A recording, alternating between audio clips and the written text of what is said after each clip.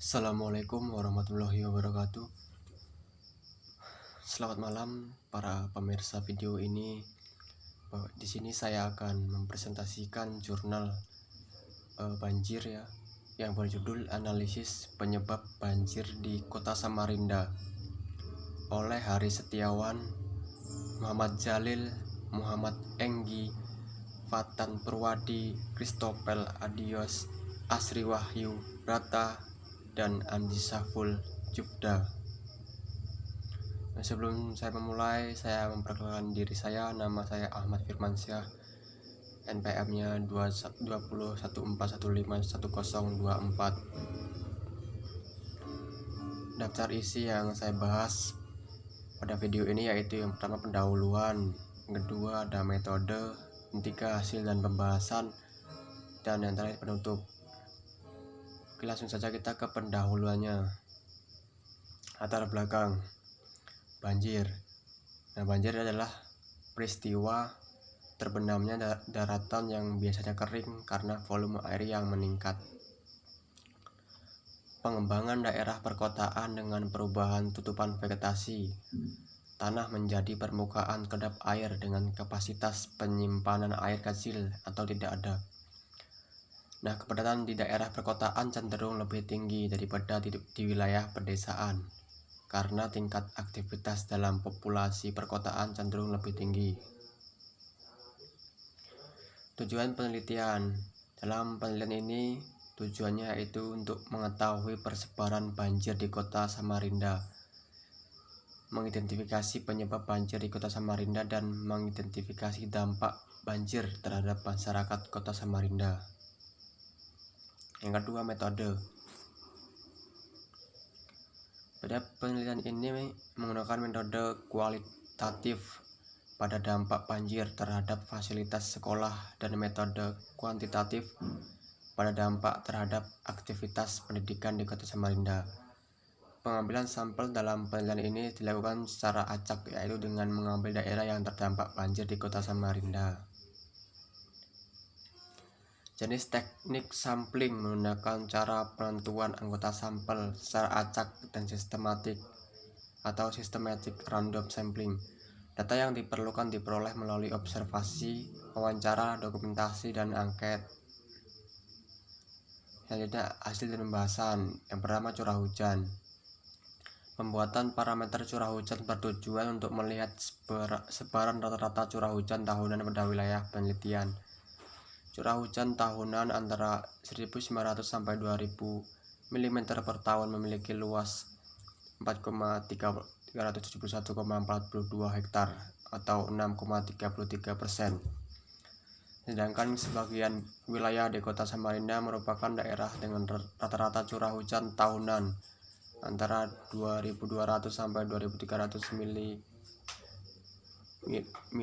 per tahun, dengan luas wilayah mencapai 37,828,05 hektar atau 54,77%. Luas wilayah berdasarkan sebaran rata-rata curah hujan tahunan di kota Samarinda dengan metode geostatistical kriging.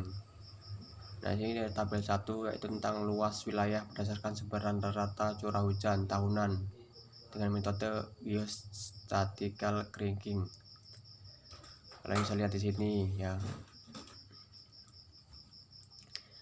Berdasarkan data di samping, secara umum permasalahan banjir di kota Samarinda terjadi akibat berlebihnya limpasan permukaan dan tidak tertampungnya limpasan tersebut dalam badan sungai sehingga air meluap. Ini tabel 2 nih ya. Ini adalah rekapitulasi jumlah bencana banjir di kota Samarinda dari tahun ke tahun. Terdapat dua faktor utama penyebab banjir, yaitu faktor alam, natural, dan faktor manusia, man-made. Faktor alam seperti tingginya curah hujan, topografi wilayah, pasang surut air sungai Mahakam, dan lain-lain. Faktor alami ini sulit untuk dikendalikan walaupun bisa memerlukan biaya yang cukup besar. Faktor kedua adalah manusia. Utamanya bersumber pada unsur pertumbuhan penduduk akan diikuti peningkatan kebutuhan infrastruktur pemukiman, sarana air bersih, pendidikan, serta layanan masyarakat lainnya. Sumber genangan atau banjir di Kota Samarinda khususnya yang dampaknya pada aktivitas masyarakat dapat dipetakan menjadi 3 macam, yaitu banjir kiriman. Banjir kiriman ini ada aliran banjir yang datangnya dari daerah hulu di luar kawasan yang tergenang. Hal ini terjadi jika hujan yang terjadi di daerah hulu menimbulkan aliran banjir yang melebihi kapasitas sungainya sehingga terjadi limpasan. Sebagai contoh lokasi yang sering mendapat banjir kiriman adalah daerah sekitar jalan. Yang kedua, banjir lokal. Genangan air yang timbul akibat hujan yang jatuh di daerah itu sendiri. Hal ini dapat terjadi kalau hujan yang terjadi melebihi kapasitas sistem drainase yang ada.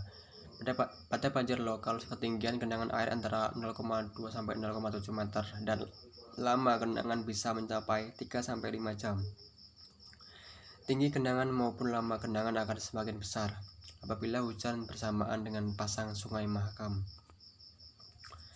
Dan ketiga, banjir akibat pasang Sungai Mahakam. Banjir yang terjadi baik akibat aliran langsung air pasang dan atau air balik dari saluran drainase akibat terhambat oleh air pasang.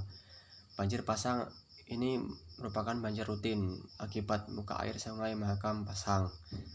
Daerah yang mendapat pengaruh langsung dari air pasang Sungai Mahakam tentunya daerah yang mempunyai ketinggian di bawah muka air pasang sekitar lebih dari 1,58 meter.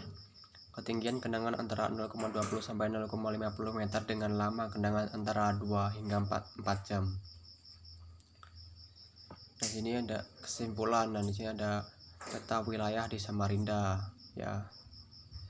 Nah, dilihat dari peta di atas bahwasanya Samarinda ini adalah daerah yang rawan sekali terhadap bencana banjir, di mana penyebab banjir permasalahannya banjir di Kota Samarinda terjadi akibat berlebihnya limpasan permukaan dan tidak tertampungnya limpasan tersebut dalam badan sungai sehingga air meluap. Ada 2 faktor yang menyebabkan banjir di Kota Samarinda. Yang pertama ya yang saya sebutkan tadi, faktor alam seperti tingginya curah hujan, topografi wilayah, pasang surut air Sungai Mahakam dan lain-lain. Dan yang kedua adalah manusia, utamanya yang berbadan unsur pertumbuhan penduduk akan diikuti peningkatan kebutuhan infrastruktur pemukiman, sarana air bersih, pendidikan, serta layanan masyarakat lainnya. Selain itu, pertumbuhan penduduk akan diikuti juga kebutuhan lahan usaha untuk pertanian, perkebunan maupun industri.